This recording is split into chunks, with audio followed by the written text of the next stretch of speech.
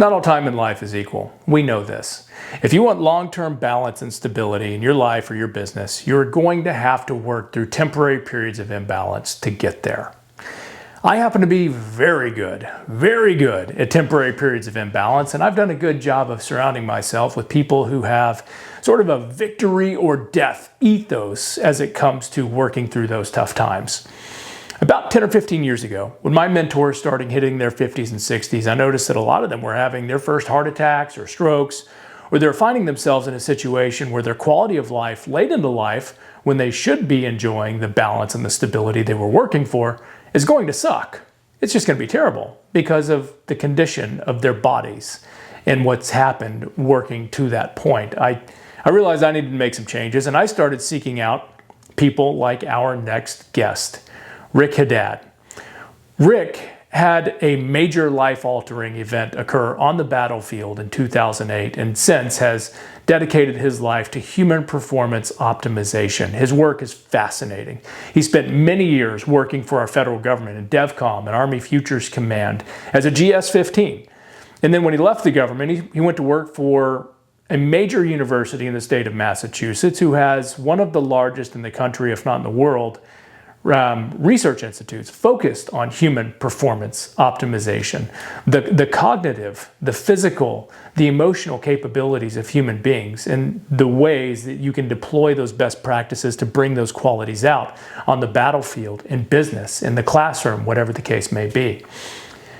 About a year ago, Rick went private. And so now he has taken this entire body of knowledge that he's accumulated over the course of such a fascinating career, and he deploys it to hand-selected clients to help them elevate their life and their capabilities. I love what he does. I wish I'd met someone like Rick 20 years ago. And today, I hope his message is impactful for you.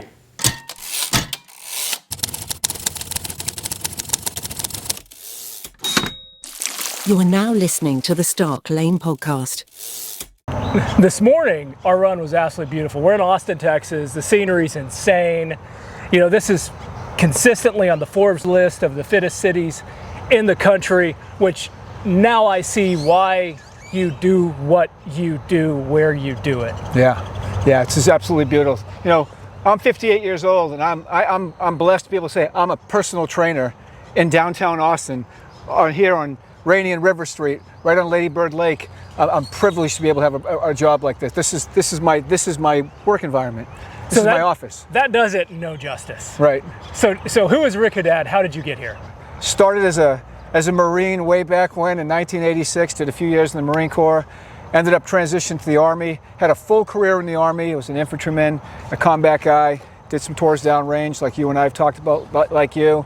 Pivot point in my life, 2008. Was I was in Iraq. Got seriously wounded.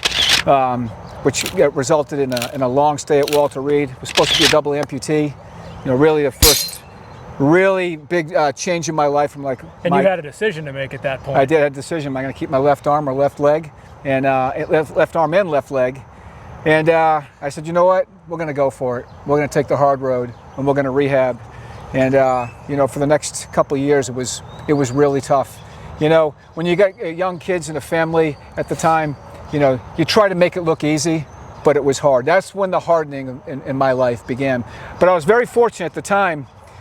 I got hired by Soldier Center, which, you know, develops combat clothing and equipment for the soldier, and also at the same time was offered an opportunity to sit in the Army Science Board for Soldier Resiliency. And that's DEVCOM, right? That's DEVCOM, right? Okay. Yeah, which is now part of Training and Transformation Training Command, which is actually headquartered here in Austin now. You're kidding me. Yeah, I did not know and I'll that. get to that story in a minute here. I got an opportunity at the worst part of my life to get hired in a role where I could contribute to soldier capability and at the same time talk about my own resiliency in my own time, and I learned from others, but it was just fascinating. So I ended up doing that. I had that career.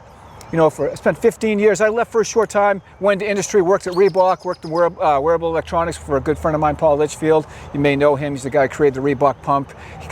He's so cool. Chief of product for GoRuck. I'm a 90s kid. I grew up in the 80s, so I love me. So when he watches this, he's going to say, thanks a lot, Rick. I appreciate that. He's famous enough, but I'll give him a little bit of credit. And then, you know, I did that for a long time. And then I'm not kidding you, man. It just happened. I was on a 20-mile run. You know, I got into this ultra running thing a few years back, and I became in the best shape of my life. And I said, you know, I want more of this. I just want to feel like this every day. Nothing against work. I felt like I was going to work. I was suffocated every day. Like, get me out of here. I was getting up at 3:30 in the morning. Best part of my day was running for 90 minutes before I went to work. And I finally had the opportunity. I was on a 20-mile run. I told my wife, I'm quitting my job. I'm going to be a personal trainer. And she's like, I support you. I love you. Now, just a few years back, I went and got certified in all these things and didn't do anything with it. Well, I mean, it was for you. Yeah, it was for me. It was for me to learn everything. And then I said, you know what? I just realized this is what I want to do.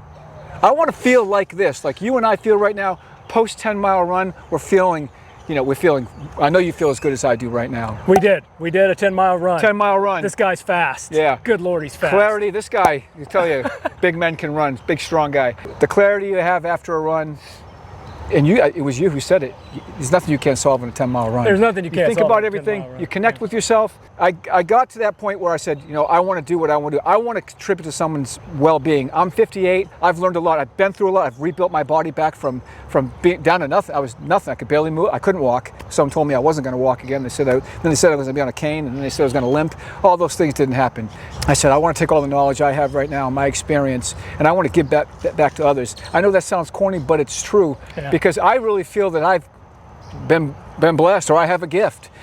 So many people who are high performers don't realize the one system you want to own better than the systems you're out there running for everybody else is you.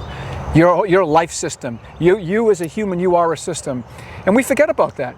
We let everything compromise this system, right? We contribute and we're so careful with what everybody else is, but we let all the viruses into us instead of protecting that. And one thing I said maybe 4 or 5 years ago, I'm not going to ingest anything in my brain, what I eat, that's not good for me. That's not good for my system. And over time, I'm like, wow. I'm 58. I'm not in any medications. I'm getting faster and stronger every year. Just PR 2 marathons back to back. What, 1 week apart? 3 marathons in a row. PR. And yeah, you're right. The 2 that were 6 weeks apart. I took 9 minutes off my.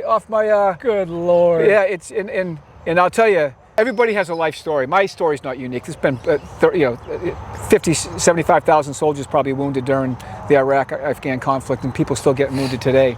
But it's what you do with that experience. Once again, you're offered an opportunity to take that experience and be better, or there's plenty of people who will meet you at a low ceiling and help you feel bad for yourself the rest of your life. I mean, there's businesses built on it. I'm not trying to say that's.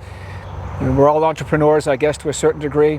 But, your weakness is somebody else's profit. I'd like to go back to one thing. Yes, please. You introduced yourself as a personal trainer, and that cracks me up. Yeah. because at one time I had a 24-hour fitness membership, and I got a couple of hours of personal training thrown in. Yeah. And that's not like... I can do better than that. That's not the same thing. Yeah. So you work down here every day, one of the most exclusive parts of the state of Texas. Yeah. You're the head trainer at one of these giant... Actually, that building right there. Yeah, right? 700 River. This is a building of high performers. I was going to say, who are your clients? Who calls Rick Haddad and says, hey, help me out? Yeah, the clients, and I'm sure if they see this, the clients, they're probably 7, 8, probably some 9-figure folks, and they're these are people who give 110% at everything they do, and they call upon a trainer like me who they expect the same from. And has done more than just physical. Yeah, well, it's a great point. When I got hired down here, is that they were happy that I was an accomplished person before. I worked at the senior level in the government, right downtown here in Austin, what was known as Army's Futures Command, which is now Transformation Training Command. But I worked on the 19th floor on 7th Street for 6 years, with 4-star generals and 2 3-star generals. And we've been Strava buddies for, I think, 3-4 years now? Yeah. I'll log in to log my run in the morning, and I see Rick Haddad's in Colorado, 14 miles, 750. Like, good Lord, okay. Yeah. Rick Haddad's in Nevada, Rick Haddad's in Massachusetts, Rick Haddad's in Maine. I'm like, wow, okay. Yeah. So I think that perspective, you bring a lot of perspective to people. Yeah, I've been very fortunate. I've been a great experience. My time working for the government, I worked as a human performance optimization operational lead. So I was working with soldiers and squads on how to improve cognitive, physical, social, emotional performance during combat. In combat. So I'm letting you in on this. So I had I was fortunate to work with great PhDs who came out of Tufts and all the great universities. They worked at Soldier Center, and we figured out the best way to monitor and assess soldier tactical readiness. And so I had that experience, and I was able to take a lot of that and put that into my personal training. I understand that the human was so much more capable, right? Then I learned what we're really supposed to be measuring, right? I learned how to deliver a training at the right time. So, you know, you're not just getting some canned script when you work with me. I look at, if I'm training Ryan Scott, who is Ryan Scott? What does Ryan Scott want to be? What is Ryan Scott right now? How can we build a better Ryan Scott? And I'll tell you, that takes time. You can only squeeze so much blood out of a rock. And there was this book I read earlier, actually last year. I think it's 10x is better than 2x, something like that. I'll flash to it right here on the screen. Right. But the premise of the book is you can only do a little bit better, a little incrementally better to a certain point, and then there's nothing left. You have to re-engineer the entire process. And then you don't just get a little better, you go 10 times better. That's right. You scale at 10. And I think you get to a certain point in life and you realize that's the only option. And you know, I think you need help for that. You do. You're not going to do it by screaming into the same echo chamber, because it's one voice that screams back. Yeah, no, it's so true. You know, in our journey, you and I as friends, we've been sharing all our tips and all those things. Think about your progress in the last year, right? You talked about these incremental steps here. You know, we talked about, man, I'm running 9-minute miles for a long time right now, and I'm getting all these miles in. What is the next thing I have to do to get into the 8-minute miles on a daily basis? Then you realize, I really have to sacrifice something else. We call it sacrifice. No, I have to make a nutrition change. Or I have to sleep more. I have to do these things you should have been doing for yourself already. And that's so funny. A lot of times you think of a sacrifice, but that sacrifice is also, it's something that adds to your life. It doesn't take away. That's right. It just makes you, absolutely. You know, once you start realizing just how capable you were, and it's unfortunate, most folks don't figure this out till they're over 40. All of a sudden we have the means or the time, we've been successful, and, you know, we can spend a little more time on ourselves, and hopefully we still have a good enough, you know, baseline that we can do something with ourselves. I think it's important, like now, granted I get to work with phenomenal clients and high performing people, but I really want to start getting at that younger generation. So many folks are looking for success just in work, right? Just in that system they're in, feeding and making a system successful at the same time while the sacrifice, they're letting their bodies go. I do have a few young people, very successful tech folks, still in their 20s in that building, you know, and around here, that they are not aging well, right? And they've come to me to say, hey, listen, can you help me? It's important that you make time for you. You know, we talked about when we were running today. You know, if I didn't run in the morning, my wife probably wouldn't want to talk to me anyway, because she's not going to get the best me. She's like, just go run. Can you just go run? You know, I could tell you're itching to get out. And that's probably the same for you and for your wife, right? You know, families that invest in their physical and mental health, they bring, the times that they do spend with their loved ones are much more rich and much more full, because they're getting a better you. You know, we could sit around in front of a TV for hours and never talk about anything important, or we could have a 30-minute conversation, but you were gone running for 2 hours before that, and that could be the best conversation of the day, the most valuable, the one that made you connect with your friend, your wife, whoever it may be, your partner, better than that. And I'm telling you, folks who do not run, running opens these doors for everybody. Running is, you know, listen, we talked about our combat experience. Running is my PTSD cure. You know, I don't like to say that I have, hey, listen, because everybody out there has got some type of trauma. Yeah. But, you know, I got wounded in combat. My friends died. You know, I saw a lot of horrible things like you did.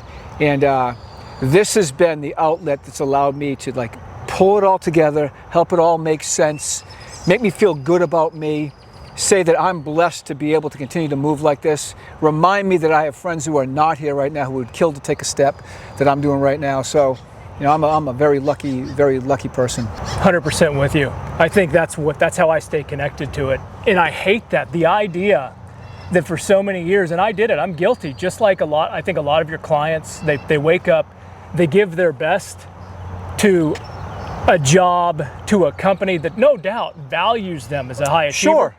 But you can die and they will have your position replaced before your funeral, and they won't miss you.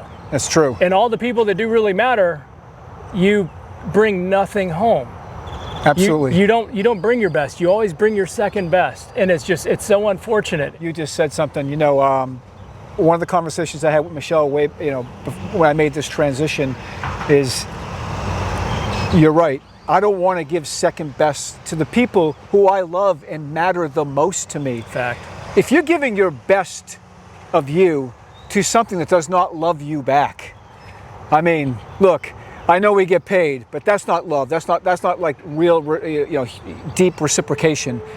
You should be able to go home, take a pause and say, I'm going to give my wife, my kids, my partner, whoever it may be, the best me right now. That comes with satisfaction, right? Think about this. I feel, like I said, everybody I see every day is happy to see me. I go to a job where I got to make somebody else better, and they made me better, so I get to go home and talk about, I'm already going home happy, versus grinding out. Don't get me wrong, jobs are not all supposed to be that way, I get that. If you invest in building into your own system every day, whether that's running or whatever it may be. My wife's a quilter. She's a runner too. I think you know that. She's a marathon. She's a badass runner. She's a runner. But she loves to quilt, right? She makes things. Just like your lady, she's got that greenhouse. She's got all the things in the ranch. If they're not doing those things, right, they're not contributing to bettering their system. This system is starving, right? So whether Michelle's up quilting at 5 o'clock in the morning, your wife's out in the ranch doing things early in the morning, right? Before we go serve, sometimes a different system that helps us sustain ourselves. Without that nourishment for our own system in the morning, we can't be the best person when we come home. If it's 100% towards another system, it's not going to work. And we say this about running. The more you advance in running and get better and better, you naturally have to make your system better, right? Whether it's through nutrition or becoming mentally strong, a bit better time manager, right? I think I mentioned to you, time, knowledge, money, and fitness are involved in every decision you make. Absolutely. And fitness is cognitive and physical fitness, right? I ask anybody who's listening to Rick and Ryan right now to say to yourself, look inward and say, how healthy is my system? How healthy is my mind right now? How healthy is my body? How much of my time am I giving to everybody else? How much longer can I let myself not be my best? Do you even know what your best is? Have you been there? What's the hardest thing you've ever done physically? I mean, seriously.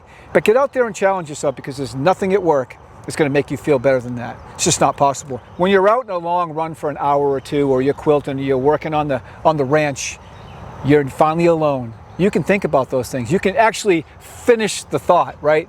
And I have to wonder, we go way back, when man used to have to hunt for his own food, or people used to have to do these highly difficult physical things. They really knew how to protect their system back then, right? They did. Every decision, everything they did mattered at that time.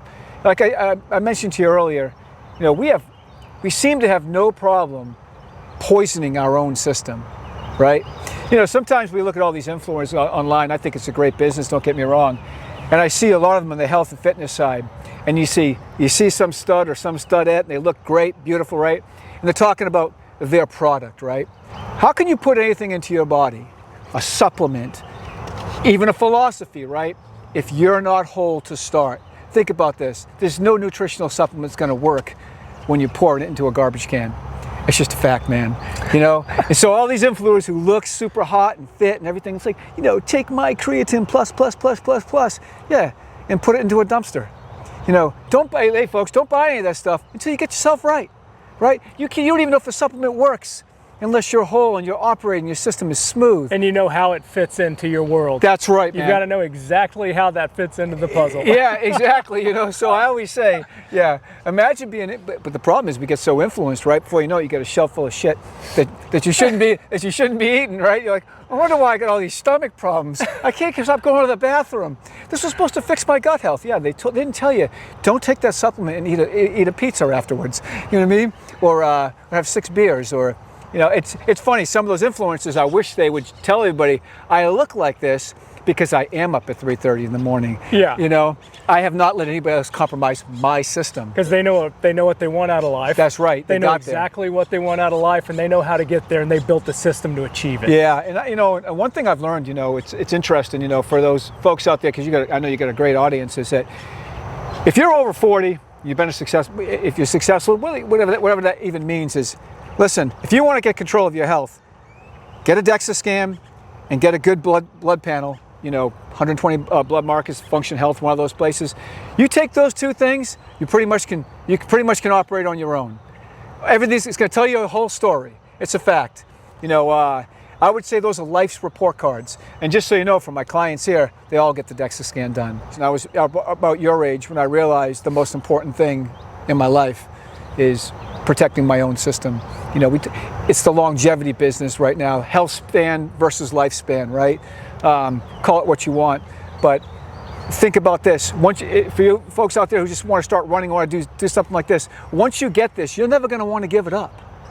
All of a sudden you're investing in you, you're protecting yourself. You're saying, you know what, I'll make a better food choice. I probably should get some sleep.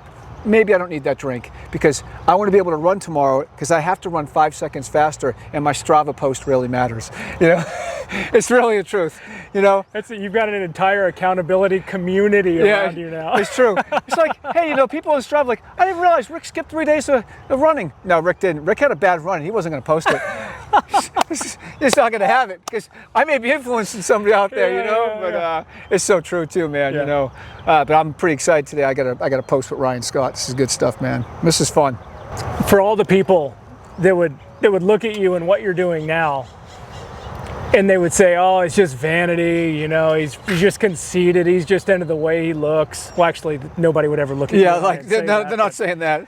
So when somebody questions your motives, or maybe somebody's insecure and they're still trying to find their way, how would you coach and how would you advise them? Yeah, it's a great point. So it's interesting. I think we talked about ceiling.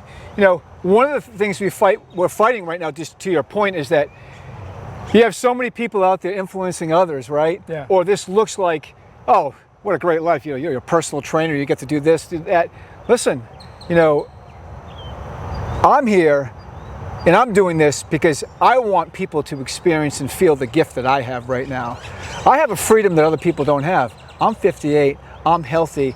I've got nothing but time ahead of me right now. My system, I own it. You know what I mean? I would say to folks out there, all the influencers, others, if you're not helping somebody contribute to this system to make them better, really think about that as your angle. I would love to just change the mindset out there so people don't think it's all about vanity.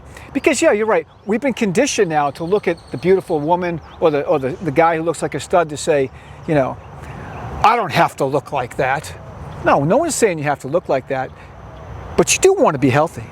Yeah. I've never seen a healthy overweight person. Yeah. And somehow we start to convince ourselves, we're starting to convince people out there, it's okay to be unhealthy. Actually, it's not. No. It's not. You're being denied the beauty of feeling wonderful. And I won't get into faith on here, but listen, we were given these bodies that were so capable, right? And we somehow have been made to believe that we're only supposed to do X, Y, and Z. Like I said, you want a ceiling, don't worry. Life will meet you somewhere and give you whatever ceiling you want. Someone's going to say it's good enough. No problem. We go back to, we talked about Voltaire and, perfect is the enemy of good. That was never intended to focus on being mediocre. That was not the intent of that, right? It was to ensure that you didn't stop yourself from starting to do something, right? Yeah. That was the intent. And that we somehow turned that perfect as the enemy of good enough. And that is absolutely wrong. Okay? So now we think good enough. I'm fine. I did enough. I did. You know what? There's nothing wrong with that. It's just like recently in the LA Marathon. Marathoners like us, we talk about mile 18. That's when you reach down and you just check to make sure if you have any left. Yeah. And you better grab onto it and move out, right? Yeah. LA Marathon, that's when you get your medal. No. Just when it got hard. I know. Stop it, right? Come on, man. Not cool. We can't do that. We can't do that because it diminishes the beauty of that last 8 miles of just suck and hard. That's where all the hard work you put in. That's where you find yourself. That's right. And that's where it just feels different. Like, you talk about mile 22 and 23 or 2 miles left and you're just dying. Mile 18, that's like the decision you just made. That's right. The decision you made to leave a very, very lucrative career consulting on human performance for the government and for universities to do this down here. Yeah, thanks for that. I mean, that takes guts. That's something I want to talk about. It's scary to... What are you willing to give up? So that's a great point. So yeah, to your point, Ryan, I had a great consulting gig on the human performance side, which I love, right? This is my world, you know, with a great university, with great people, and the money was great, Yeah. right? Yeah. But I wasn't hands-on anymore. I didn't want to be, and this is nothing, you need the consultants, but I didn't want to be a pontificator. I just didn't want to talk about it. Yeah. I wanted to do it. I wanted to feel it, touch it. And you're right. I knew it came with sacrifice. I told Michelle, I'm like, I'm done with this. And she's like, okay. I said, we're going to have to make some changes. Okay. Because she wants a happy me. And, you know, as we get older, you know, we start realizing we acquire all these things. Nice house, put the pool in last year, we did all these things. None of it makes me happy unless I feel like this. How do you dial into that? How do you first dial in and find out what does success look like for me? What makes me happy? Because I think a lot of people, and I think men and women alike, there's no gender thing here. I think women and men absolutely. we're all in this together, and especially the people performing at the very top. I mean, we're so conditioned from the time we're driving for that 4.0 in high school. Yeah. You know, to the time when you're searching for that promotion, or you're looking to land that account, you're looking for your first 7-figure year. You know, that is success, and none of that includes what makes you happy or what you're giving to your spouse. Yeah, so it's a great success. It's a great point. So when I was shooting for my 2.9 grade point average, and you know, of course, a 4-figure. So I'm just joking. He was a Marine. Yeah, it was. That's true. Crayons were delicious, but yeah. So to your point, I think what I realized, you know, like I said at the time, you know, in my 50s, is I wasn't happy at the end of the day when I was sitting down with my wife, going to bed, getting ready to get up for the next day. I wasn't happy. I wasn't happy because, and it's not because I wasn't. Listen, I was lucky to be able to have the money I had and the job and everything, don't get me wrong. But it wasn't the happiness that I needed. And I think sometimes we think just because we earned a great salary, we got aligned to a great company or whatever, that we have to keep it. Because how could we ever give that up? I mean, we're so lucky. There's so many other people who are unfortunate. They don't have what you have. I got it. You cannot use that as the reason. You need to be happy because that's what life is all about. And the only thing I looked forward to when I was going to bed was like, okay, my running stuff is out. I didn't want to pick my workout fit up. I didn't want to do any of that. I just wanted to go run, right? And after that, I was like, oh, then I got to work. And then here I am over and over again. I told Michelle, I said, imagine if I got up in the morning, I ran, and then I went and I trained people in athletic gear all day. Imagine that. And at the end of the day, I'm talking about how I made someone's life better, right? Or I made these great connections, or I was helping somebody who is super successful make that pivot in their life. Yeah, I mean, to answer your question, it's about feeling happy. I immediately slept better. I immediately slept better, Ryan, the minute I had all this new stress of like, oh my God, I just gave up a few $100,000 a year in income. Like, just like that. And, like, you're sleeping and better. I slept better. I ran faster. I didn't care. Everything. And all of a sudden I became a maniac. I don't know if I told you, I make my own dog's food, but I started making my own protein bars and my own stuff. I'm like, I've got all this time. I'm starting to, my bandwidth I was able to leverage the bandwidth between my ears. I didn't have that at the end of the day when I was working like I was before. I wasn't able to dig in deep and find those things, other than on my run time, right? Maybe during my run. But listen, I should be able to dig in like that when I'm sitting with my wife or my kids or talking to my grandkids on the phone, whatever it may be. I wasn't getting that. So going back to your point about, you should feel good, whole, happy. Yeah, you're tired at the end of the day, but you should be smiling. You shouldn't be saying, oh my God, I got to get up and do this again. I mean, I got it maybe when you're young, you're grinding, you're trying to get into your business, into your profession, sure. I mean, everybody has to earn their way just like we did as soldiers. But there comes a point in your life, and you don't want to wait till you're 58. You don't. You want to do that earlier because your system starts getting compromised early, right? You're putting bad miles on the car when it's brand new. And that's the problem. You're starting to wear it out. You're like, wait a minute, I only got 30,000 miles in this car, but those miles were freaking straight uphill, right? With crappy gas in it, right? You're malnourished, right? In the worst weather conditions, and you're just tacking it out straight up the hill. And that's why it dies at 30,000 miles. It's true. And so you think about it, you think of some of our peers that we know who are super successful, but they're the guys who are on, and gals who are on statins, blood pressure medication, they're overweight, right? They've got everything, but they don't have a long future ahead of them. And you know, I would say until you've experienced, you know, physical freedom where you feel wonderful, you sleep good, you know, you just notice a glow about yourself. That's what when you have that moment, stop yourself and say, what did I do in the last, you know, week that got me here? What changes did I make? Oh, wait a minute.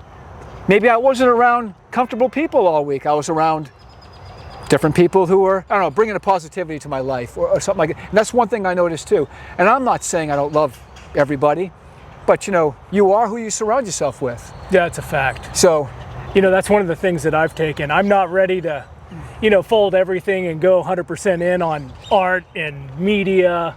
But one of the things I've done, I think in the last 3 to 5 years, is I really only work with people I know, like, and trust. yeah, And that was a huge pivot. And I think, that's a great point. you know, taking care of myself and my body and bringing energy home every day, life has been so much better. And by taking away some of those energy vampires, those clients that they need you, so therefore they will pay you a lot, and Yes. it's lucrative, but they are just horrible to work with, horrible companies. Yeah. I cut those out of my life. I don't need it. What's funny is the money has not, I haven't sacrificed.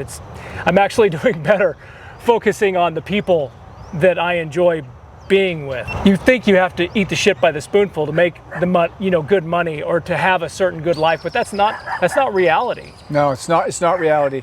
We measure success. I think it's been ingrained in us in different ways, right? And security. I feel, it's funny, Ryan, I tell Michelle, I feel more safe and secure now because I know who I am, you know? I feel more capable. God forbid if something terrible happened, you know, I'm not reaching to the medicine cabinet. I'm not looking for any of that. I feel fully capable at 58. Like, I don't feel like I'm old anymore. I feel like your system, this is sustainable. It is 100% sustainable. What you've got, and I spend 5 minutes with you and I want it. You own every second of your day. You have to be, I mean, I hate the word selfish. We'll say self-focused. Mm-hmm. You have to be self-focused if you're going to be better for everybody else, right? They always say, you know, you got to invest in you so you can be better for others. Well, that is the absolute truth. I think, you know, being in combat or whether you've lost people in your life, you know, when you get to really feel something deeply emotional, I'm talking when you hurt, you learn a lot from that. I would almost argue that there's a blessing somewhere in there that you were allowed to feel that, right? Because you got to feel something so painful, so terrible, and then realize you can bounce back from it, right? Yeah. You can come back from that. You lost your friends, you lost your family member, whatever it may be. You come back from that and you say, okay, that means I can apply probably the same amount of emotional energy to something else that I really want, and it's really going to be hard, right? I'm going to go through a lot of pain. But when I get back on the other end, I'm going to be better, stronger. I'm going to be able to teach. To point about coaching, you know, at 58, I can pretty much talk to anybody now and say, listen, it's going to get better. It doesn't have to be that hard. You know what I mean?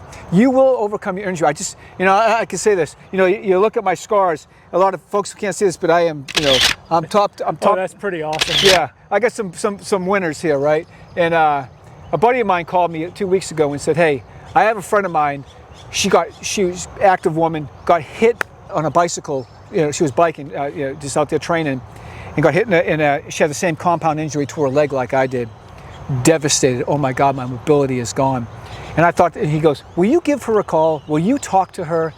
You know, tell her about your experience. And I said, I'm so lucky that my friend just called me and asked me to share something I learned with someone who I've never met, to help them through their life. I thought to myself, what is better than that? So I called her and we had the best conversation and just gave her a little bit of hope, you know what I mean? Like, hey, listen, I was you. We shared pictures of horrible, she had a wound vac in her leg, same horrible things. And I said, you know, you're gonna get through it. It's between your ears, don't listen to anybody else. Best advice I give to you is listen to you. You have no ceiling. I don't care what your doctor says. Take a look at that doctor. Were they you before you got injured? Question them, challenge them, find another doctor. I'm not for real though. Yeah. But my point is, we got to start taking the opportunities to figure out a good way to articulate and share the things we've learned that made us better as humans. I mean, like I said, Ron, you're sitting here smiling, loving this. You've got your craft, right?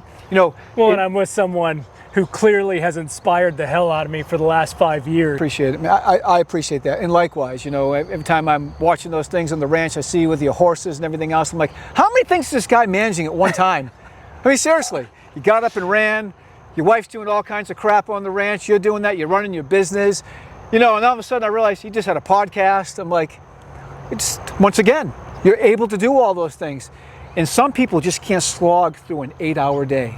It's because your system's healthy. Everything we've learned from running and training and conditioning has given us that extra bit of life, right? We've thought out our entire day when we run, right? Like, I never had to prep for meetings for years because I did it all during my run. Yeah, it's done. Yeah. The entire day is done. Everything I'm going to talk about, right? Slides, you know, I used to make slides because I had to submit them. I never even could care less what was on them. You know what I mean? Because I was just going to talk. Yeah, all of a sudden I realized I'm not even talking to my slides, and then nobody cares anyway. Yeah. Because they're just listening, and they realize you actually thought this out. So, you know, like I said, whether it's your lady working that ranch, my wife quilting or running, or us running or whatever we're doing, that's when you get to fine-tune your system, right? Talk to your system, evaluate your system. Where am I at right now? You know, shame on me, or I'm doing good. Can't afford to always put super unleaded in the car, you know what I mean? Every once in a while, you know, you go on the cheap, but you don't want to do that too often. You have a lot of people you need to take care of. I've got people I need to take care of, and I still have horses tied up at the ranch. This is farrier days. So That's unbelievable. I'm going to go back there, pay for that, and get on the phone. Awesome, brother. But Rick, thank you for an awesome morning. Yeah.